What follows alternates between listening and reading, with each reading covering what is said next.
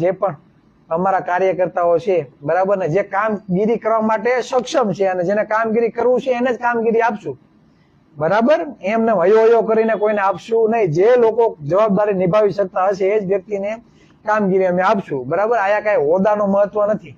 સમાજને જાગૃત કરવાનું છે, અમારું કામ છે, સમાજનું કામ છે અને મારે મારા સમાજ માટે કઈ કામ કરવું છે એવા જ વ્યક્તિને કામગીરી આપશું બરાબર ને. જેને કામગીરી કરવી હોય એવા જ વ્યક્તિ કામગીરી ઉઠાવજો બરાબર. આયા કોઈને કઈ ધરારથી આમંત્રણ નથી. જેને એમ થતું હોય કે મારે મારા સમાજ માટે કઈક કરવું છે બરાબર, એ જ વ્યક્તિ અમારી સાથે જોડાજો અને અમારી સાથે કામગીરી કરવામાં એક્ટિવ રહેજો.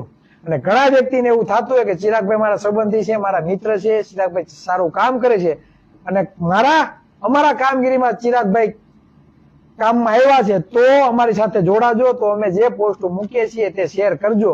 કદાચ તમને કોઈની બીક ન લાગતી હોય તો, અને તમે જો કદાચ ફાટલી નોટ હોય તો અમારી પોસ્ટ તમારે મૂકવાની જરૂર નથી. આમાં ઘણાને બીક લાગે કે ચિરાગભાઈ ને કોઈ ગાયરું દઈને વહી જશે, એ અમને ગાયરું આપશે તો.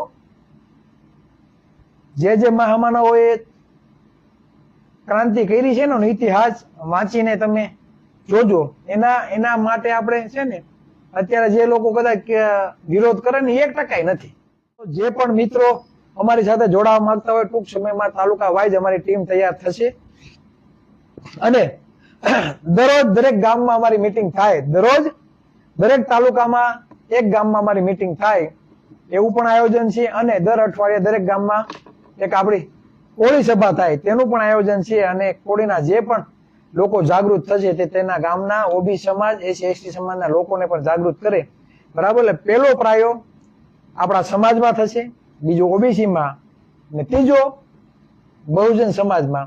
એટલે મેં મારા સમાજમાં જન્મ લીધો છે તો મારી પહેલી ફરજ આવે મારા સમાજને જાગૃત કરવું. શું કામ? 35% આપણી વસ્તી છે અને તેની સાથે સાથે OBC સમાજને પણ જાગૃત કરવાનો છે અને SC સમાજ સાથે પણ આપણે જોડાયેલું લેવાનું છે. એટલે પેલા આપણા સમાજને જાગૃત કરવા માટે બરાબર, આપણા સમાજને જાગૃત કરવા માટે વાસ્તવિકતા ઘર ઘર સુધી પહોંચાડવા માટે આપણે કટિબદ્ધ થવું પડશે, આપણે જાગૃત થવું પડશે. તો જ આપણે આપણા સમાજને જાગૃત કરી શકતું. એટલે દરેક વ્યક્તિએ પોતપોતાનો કિંમતી સમય કાઢી પોતાના સમાજને જાગૃત કરવા માટે આપણે થોડી ઘણી મહેનત કરવી પડશે. અને જેને એમ થતું હોય કે હું મારા સમાજને અને ચિરાગભાઈ અને એની ટીમ જે શાસક સમાજના નિર્માણ માટે જે અવિરતપણે કાર્ય કરવા જઈ રહી છે તેમાં અમારે સપોર્ટ કરવો છે તો જ સપોર્ટ તમે કરજો. અને તમને કદાચ એમ થતું હોય કે ચિરાગભાઈ પોતાના સ્વાર્થ માટે કરે છે તો તમારે આવવાનું નહીં, કેમ કે કુદરતે